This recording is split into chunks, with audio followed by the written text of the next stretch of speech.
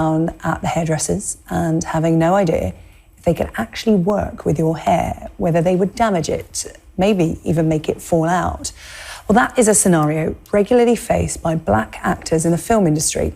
This might seem a pretty superficial topic to focus on during Black History Month, but it's a story that reveals what it's like to feel othered in a place you call home. And it is the subject of a new documentary on Sky, Untold Stories, Hair on Set. I sat down with the filmmakers Fola Evans-Akimbola and Jordan Pitt. It's a fascinating documentary. Why did you want to tell this story? I mean, for me, unfortunately, it was born out of frustration of just having this experience of constantly being on sets and my hair not being properly taken care of.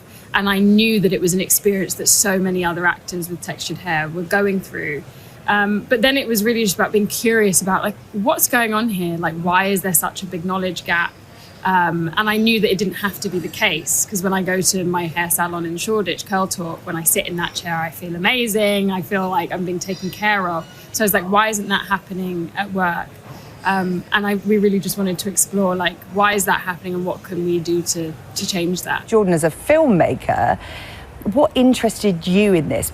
Presumably it's because you saw this kind of thing happening to black men and women on set. Yeah, I guess it was our initial conversation. That first conversation was a conversation of self-discovery, issues that I didn't necessarily give to, second thoughts about. Starting my career as an actor and in front of screen, and the non-expectation of even having my hair done on set, and actually realizing that in itself is problematic. So you were getting yourself ready before you got on set. You weren't even going into a hair and makeup trailer. Exactly. You start by saying something that everyone who hears about this documentary will probably think in the first instance, oh, it's only hair. Because people think of hair as something superficial, and it might be something a bit superficial to focus on. But it really isn't, and that's the story that you tell in this documentary. Hair represents, for everyone, so much more, but particularly for black men and women. Yeah, that was, I think, one of the things that I most enjoyed about the journey, is realizing that anything is worth examining. And so we interview my mum in the documentary, Gillian Evans, Dr. Gillian Evans. She's a social anthropologist, and she, growing up in a house with an anthropologist, has always made me realize that every situation is worth examining. You do talk about the translation of this issue into other areas of life, into life, because, there will be people who will wear their hair a certain way in the workplace because if they wear their natural hair, they're seen as unprofessional. As you said, we hear in the documentary about an actress, Natalie Emmanuel, who was sent home from school when she was younger because it was a health and safety hazard. How much of this needs to be talked about, Jordan? Because, you're focusing on one industry, but this is a problem in society. Yeah.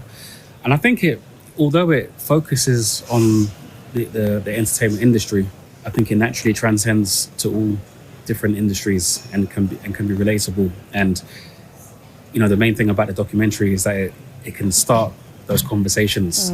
There was a lovely moment in the documentary where you and your mum sit down, and you are from a mixed race family, and your mum is white. She used to be a model. She had curly hair, so she knows all about managing curly hair.